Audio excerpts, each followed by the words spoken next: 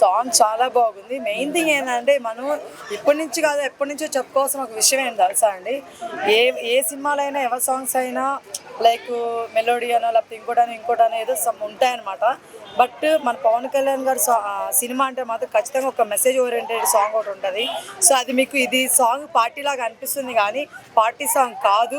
బాగా లిరిక్స్ మీద మీరు కొంచెం కాన్సన్ట్రేషన్ పెట్టి విన్నారంటే ఇది ఒక మోటివేషనల్ సాంగ్, మంచి మెసేజ్ ఇచ్చే సాంగ్. ఎవరైతే మనం డౌన్ అయిపోయి ఉంటామో వాళ్ళు కానీ సాంగ్ విన్నప్పుడు మనకి మంచి బూస్టప్ ఉంటుంది అనమాట. అలాంటి సాంగ్ ఇది. అది పక్కన పెడితే ఇంకా మన పవన్ కళ్యాణ్ గారి స్టైల్ అవ్వచ్చు, స్వాగ్ అవ్వచ్చు, ఆ స్టెప్స్ అవ్వచ్చు చాలా బాగా అనిపించాయి. చాలా బాగా చేస్తారు. డాడీ ఏముందిరా బాబు ఇది నాకు ఈజీరా బాబు అన్నట్టు చేస్తారనమాట. చాలా స్టైల్గా ఉన్నాయి స్టెప్స్ కూడాను.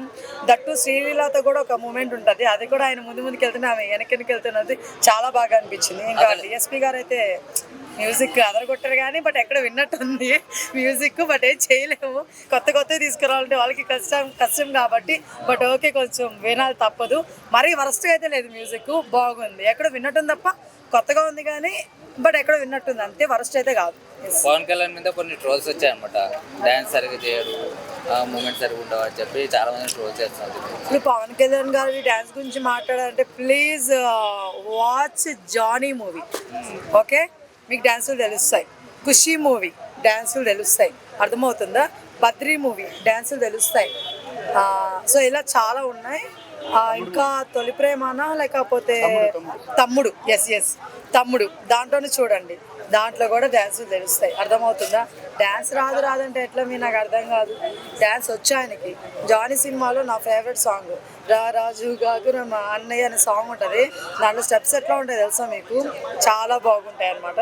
సో ఆయన డ్యాన్స్ రాదంటే మన అమాయకత్వం అనుకోవాలన్నమాట. ఇప్పుడు ఏంటంటే అవసరం మనకి అంత స్టెప్పులు వేయడం అని చెప్పి అయిపోయారు తప్ప is a very good dancer అండి.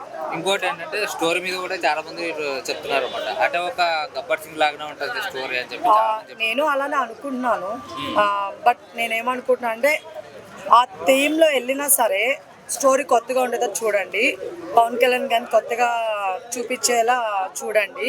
అట్ ది సేమ్ టైము జనాలకు మంచి మెసేజ్ ఇచ్చేలా సినిమా తీయాలని కోరుకుంటాను. ఎందుకంటే దీంట్లో కూడా పోలీస్ మన పవన్ కళ్యాణ్ గారు కాబట్టి బయట జరిగే సిచ్యువేషన్స్ తగ్గట్టు తీయాలని నేను కోరుకుంటున్నాను. పడుతుంటే ఒక్కొక్క డైలాగు ఒక్కొక్కడు గుచ్చుకోవాలి గుండెల్లో, ఆ లెక్కన ఉండాలని నేను కోరుకుంటున్నాను సినిమా మాత్రం. ఎస్, శ్రీలీల పరంగా చూసుకుంటే హీరోయిన్గా సెట్ అవుతుంది అంటారా?